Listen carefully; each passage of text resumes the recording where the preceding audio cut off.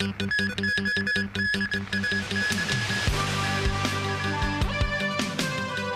restaurants fined $2,000 each for repeatedly violating the new regulation on disposable plastic products. Panama's president says the Panama Canal will remain in his country's control after Donald Trump threatened to retake it. And Trump says he favors allowing TikTok to keep operating in the U.S. for at least a little while.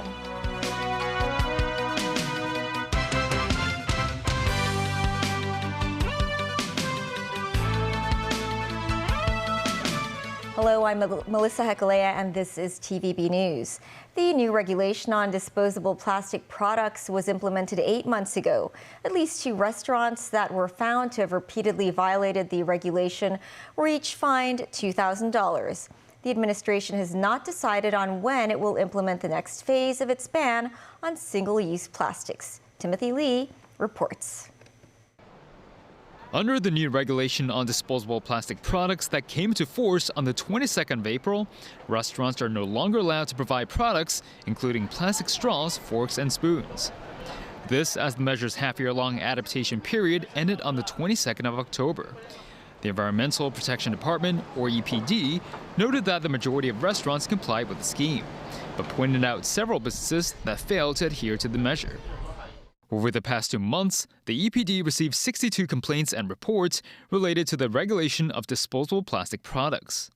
Among the cases, 33 failed to make any changes despite receiving promotional materials on the measure on numerous occasions. The EPD issued written warnings to the businesses demanding those in charge to make necessary improvements within 10 workdays. 2 restaurants failed to make any required changes despite receiving the written warnings and were fined $2,000 each.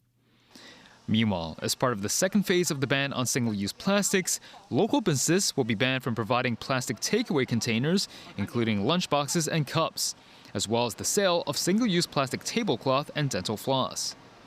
Some residents shared their thoughts on whether they are ready for the Phase 2 measures. This man said it may prove challenging to many businesses, adding that a number of stores selling bubble tea still use fully sealed plastic cups for their drinks. While this man noted there's no need to expand the scheme, stressing that lunchboxes are essential for takeaways. Originally set to be implemented next year, authorities said there's currently no strict schedule for the implementation of Phase 2 of the ban. The government noted it will wait to push forward with the scheme until there are suitable and affordable replacements in the market. Timothy Lee, TVB News. A 72-year-old male worker died after he was involved in an industrial accident in Shengshui, where he was hit in the head by water pipes. This as the Association for the Rights of Industrial Accident Victims said sentences remain too light for offenders of the Occupational Safety and Health Ordinance, despite the government having earlier increased penalties. Timothy Lee reports. Authorities could be seen searching the trailer that carried the water pipes after the incident. The police received reports at around 10 this morning of a male worker having been struck in the head while transporting water pipes in Bangkok Village. He was confirmed dead after he was sent to the hospital. Preliminary investigations revealed that 4 water pipes and a wooden log tumbled and struck the male worker after he loosened a strap that secured the water pipes on the trailer. His head was bleeding at the time when he was brought to the hospital. This as several other industrial accidents have occurred in the city over the past year. Some construction safety specialists reminded workers to fully adhere to all safety instructions while at work. Meanwhile, the Association for the Rights of Industrial Accident Victims noted the Labor Department recorded 21 fatal industrial accidents this year as of the 18th of this month, while they recorded 75 cases on their own as of the 22nd of this month. 19 of these cases consisted of warehouse logistics incidents, a major increase from the 5 cases last year. Earlier, the government amended the Occupational Safety and Health Ordinance, having raised the fine for serious offenses to $10 million. To combat the rising number of industrial accidents, the association suggested increasing training hours for accident-prone jobs, as well as stricter requirements for renewing relevant licenses. Timothy Lee, TVB News. Panama's President Jose Raul Mulino says the country's canal will remain in Panamanian hands after U.S. President-elect Donald Trump threatened to retake it once he takes office. Trump said the United States had foolishly ceded the canal to its Central American ally, but now shippers are charging ridiculous fees to pass through the vital channel that links the Atlantic and Pacific Oceans. Tracy Furness has more. Panama's President Jose Raul Mulino roundly rejected Donald Trump's suggestion that his new administration could try to regain control of the Panama Canal. Mulino said, every square meter of the Panama Canal and its surroundings belong to Panama and will continue to belong to Panama. The sovereignty and independence of our country are non-negotiable. He added that the tariffs charged to use the canal are established based on an open hearing, considering market conditions, international competition, operating costs, and the maintenance and modernization needs of the interoceanic waterway. Speaking at a rally in Arizona, U.S. President-elect Donald Trump called the Panama Canal a vital national asset for the United States. He suggested his new administration could be as hard on overseas allies as it is on adversaries, singling out Panama for ridicule over shipping fees at its canal. Our Navy and commerce have been treated in a very unfair and injudicious way. The fees being charged by Panama are ridiculous, highly unfair, especially knowing the extraordinary generosity that has been bestowed to Panama, I say very foolishly, by the United States. This complete ripoff of our country will immediately stop. It's going to stop. The United States has a big and vested interest in the secure, efficient and reliable operation of the Panama Canal. Tracy Furness, TVB News. U.S. President-elect Donald Trump said he intends to keep TikTok around for a little while, indicating a possible extension of its sale or ban deadline. Danny Joe reports. Speaking at a rally in Phoenix, Arizona, Donald Trump offered his strongest signal so far to oppose the looming ban on TikTok. We did go on TikTok, and we had a great response. We had billions of views, billions and billions of views. They brought me a chart, and it was a record, and it was so beautiful to see. And as I looked at it, I said, maybe we got to keep this sucker around a little while. This as Trump has amassed around 14.7 million followers on TikTok since he joined the short video platform in June. Earlier in April, a law was passed on Capitol Hill, forcing TikTok's Chinese parent company ByteDance to divest its holdings or face a nationwide ban by January the 19th next year, a day before Trump returns to the White House. The U.S. Justice Department argued Chinese control of the app could pose a national security threat. TikTok refuted the claims and recently appealed to the U.S. Supreme Court to halt the ban. The top court has agreed to hear the company's last-ditch legal arguments on January the 10th. Danny Joe, TVB News. U.S. President-elect Donald Trump's transition team is pushing to pull the United States out of the World Health Organization on January 20th, the first day of the new administration.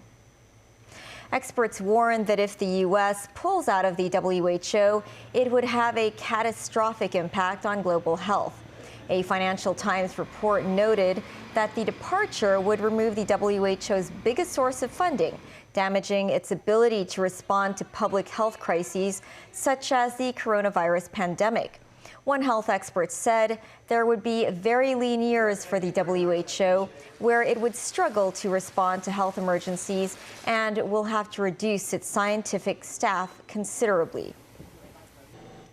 Russian President Vladimir Putin held talks in the Kremlin with Slovakia's Prime Minister Robert Fico.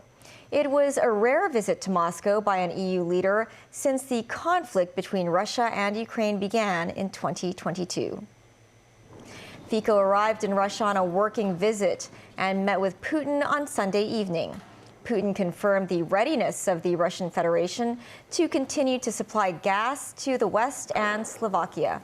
Visits and phone calls from European leaders to Putin have been rare since Moscow sent troops into Ukraine, although Hungary's Prime Minister Viktor Orban visited Russia in July. Orban's visit drew condemnation from Kyiv and other European leaders.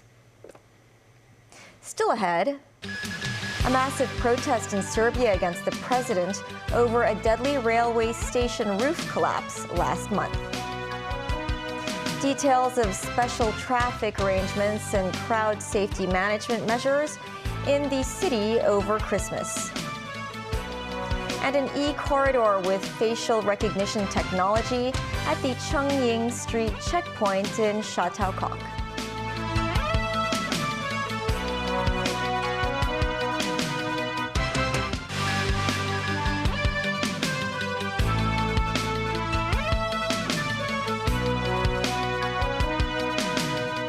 Welcome back.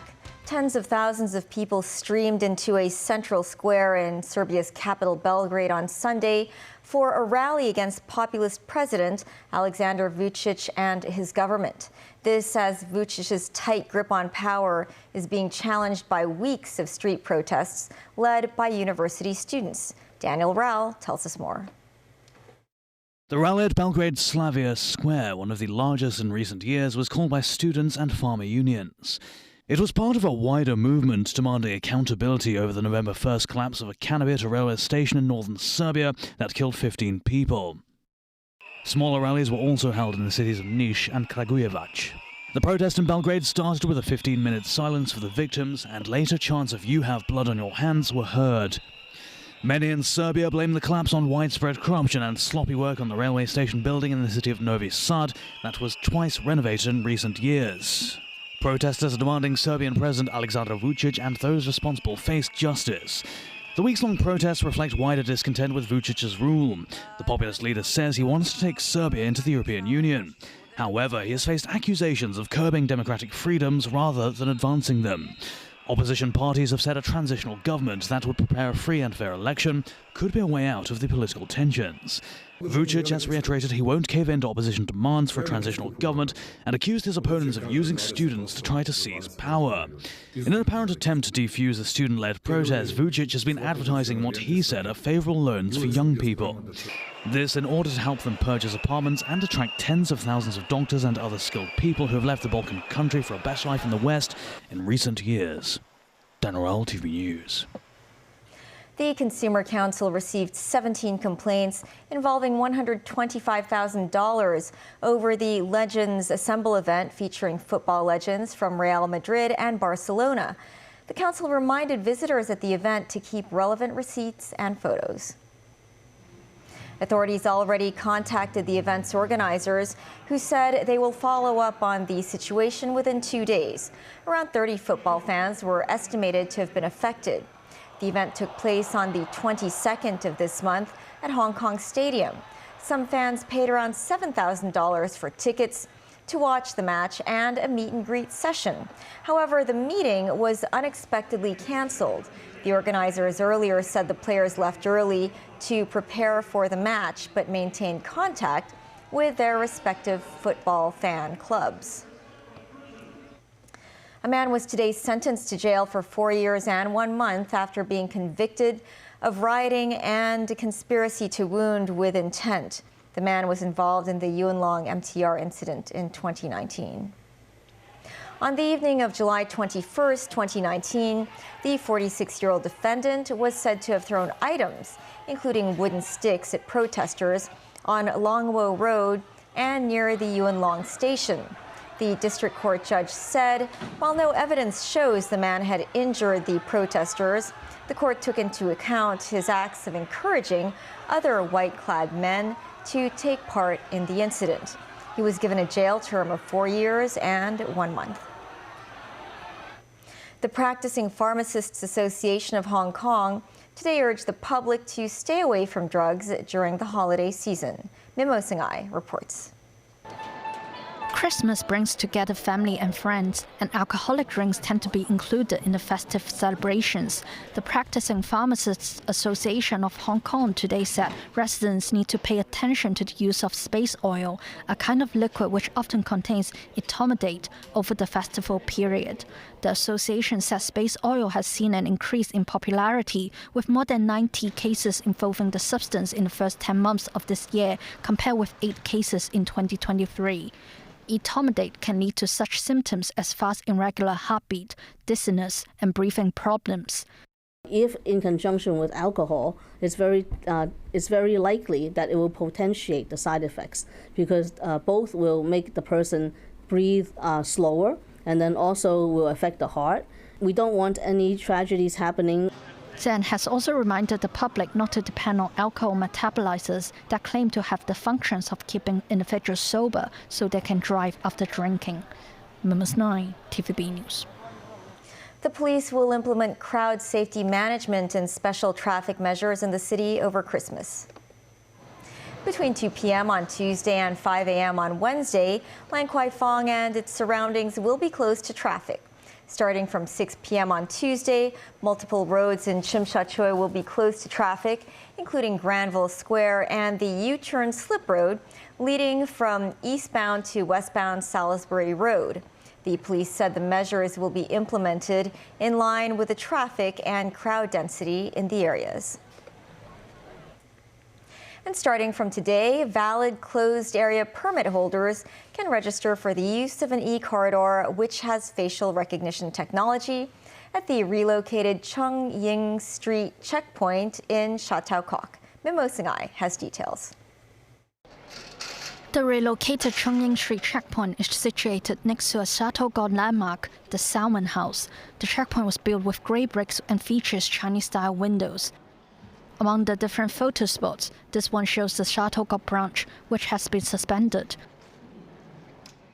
The checkpoint has 2 sections, the e-corridor and the manual corridor. Starting from today, valid closed area permit holders can register for the use of the e-corridor, which has facial recognition technology. Those who have not registered will need to use the manual or cargo corridor. Some people said the new contactless channel is convenient. I think it's instant. I'm very impressed. Chief Secretary for Administration Eric Chen inspected the checkpoint. He later used the contactless channel. The Secretary said he hopes the introduction of the e-channel can enhance the checkpoint's efficiency while showcasing Hong Kong's digital technology advancements. Mums 9, TVB News. And in Panda news, Ocean Park said giant pandas An and Keke have been adapting well to meeting with the public over the past 2 weeks. The park also prepared presents for the national treasures to celebrate their first Christmas in Hong Kong. Ocean Park staff gifted the pair with a panda-themed pumpkin, ice blocks, and bamboo snacks as part of their Christmas meal. The park noted An has an even larger appetite compared with before, while Keke has become less shy. Regarding the 2 panda twins, their carers said the siblings became more active over the past 2 months, adding that they would always try to play with each other. That's the news. Thanks for watching. Pearl Magazine is up shortly. See you then.